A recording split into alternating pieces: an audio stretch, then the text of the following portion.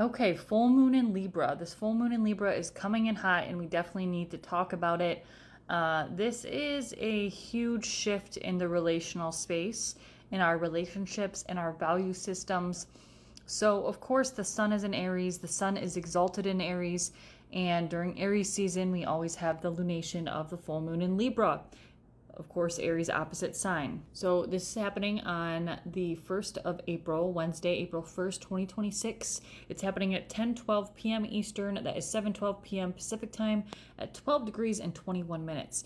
So if you have any planets around 12 degrees of the cardinal signs, Aries, Cancer, Libra, or Capricorn, this is definitely going to be a full moon that's going to be impacting you more personally on a personal level.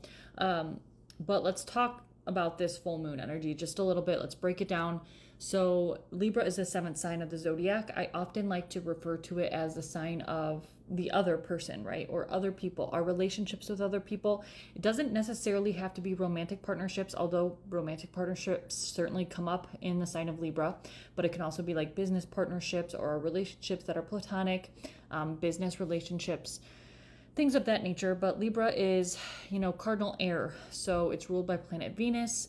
It is about beauty, it's aesthetics, it's harmony, it's balance, it's equilibrium, our relationships. It's very diplomatic, very communicative, very mental. It's about our ideas, our connections, our perspectives, and our conflict resolution.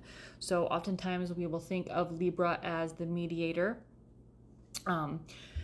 And it's really about justice, fairness, equality, things like that. So oftentimes when we talk about the shadow of Libra, we're talking about things like people pleasing, conflict avoidance, trying to find the peace in a situation where maybe peace isn't justified, right? This is an energy of needing or wanting external validation when we're in the shadow energy of Libra. And just being extremely wishy-washy and back and forth and not really sure what we want and not really sure how to center self, Aries. Now, I do think this full moon is a rather potent one. Now, the exact aspects of the full moon, we just have the full moon in square to Jupiter. We also have, a wide orb of an opposition to Saturn, and we have a trine to Pluto. But the ruler of this full moon is, of course, Venus. Venus is now in the sign of Taurus at 2 degrees. And Venus has kind of been going through a lot. So Venus just went through its conjunction with Chiron and Aries as it passed through the end of Aries. So it's still in a loose conjunction with Chiron.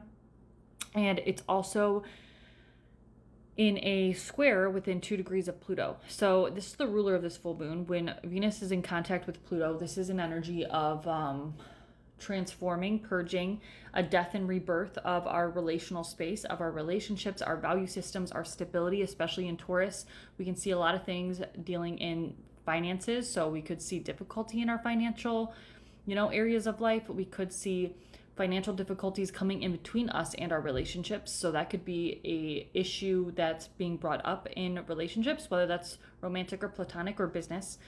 Also, this is an energy of control. We see a lot of control dynamics with Pluto, especially the dark side of Pluto. And this is Venus in a square. Venus is very sensitive. It's in a harsh aspect, and it's in a harsh aspect to Pluto nonetheless. So this is a very powerful and difficult energy for Venus to be in. Now, Venus is, of course, at home in Taurus, so it does have that going for her. But when it's in a square, especially to Pluto, we can see a lot of explosive relational dynamics, obsessiveness, control dynamics. I would even veer to say abuse dynamics. And these are things that we're trying to purge and let go of. So maybe your relationship isn't ending per se, although it could be. This could definitely be an energy of relationships ending. This would be an energy of at least ending an era of that said relationship or the toxic patterns within that relationship dynamic. We also need to look at where have we been overgiving? Where have we not been true to ourselves? It is Aries season after all. We have a lot of planets in Aries. It's Aries season, and this is about ourself, our confidence, and really how to hone in and where have we overgiven to other people? Where have we not focused on ourselves enough?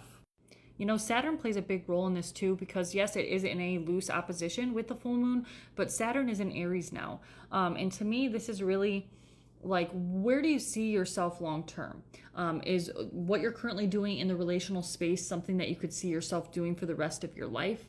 It's also about, like, are you willing to put in the work? If you're not willing to put in the work, or maybe you've put in a lot of work and it hasn't gotten you anywhere and it's just gotten you into more toxic cycles within that relationship dynamic, is that something that's going to be sustainable long term? So this is really awakening us, it's transforming us, and it's kind of illuminating something that maybe we weren't 100% consciously aware of. And now we're bringing it back to self and what is best for self.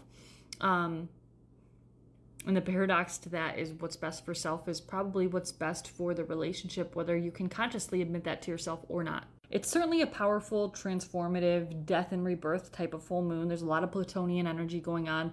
Full moon, like I said, is in trine to Pluto. Pluto is in square to its ruler, Venus. Venus is having, I would say, kind of a tough time.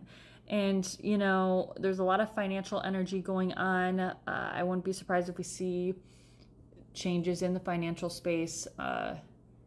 You know, it's just, there's quite a bit going on. Just trying to see what else here.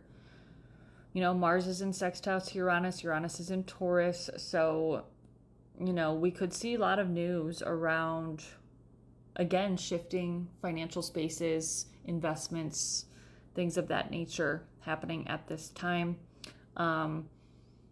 This is also, for some reason, I'm getting this energy of like transforming the self, or revitalizing the self, or making drastic changes to your physical appearance, or wanting a new aesthetic, or wanting to go for a different look or feel or energy about yourself, your home, your space, wherever Libra falls in your chart. Of course, look to see which house is ruled by Libra. Cardinal signs, this full moon is going to be even more powerful for you, but you know, this is a very transformative full moon, and we need to bring things back into harmony where things have been misaligned or not quite yet in alignment, or, you know, dare I say, toxic and extremely out of balance, where there has been no peace, there has been no harmony, there has been no communication, or, you know, ideas of how to move forward. You haven't been able to see things from the Libran perspective of conflict resolution. So maybe that conflict resolution is literally a death, so to speak. But happy full moon in Libra, y'all. Personal readings for tarot can be found up at the link in my bio, and I will see you soon. Much love.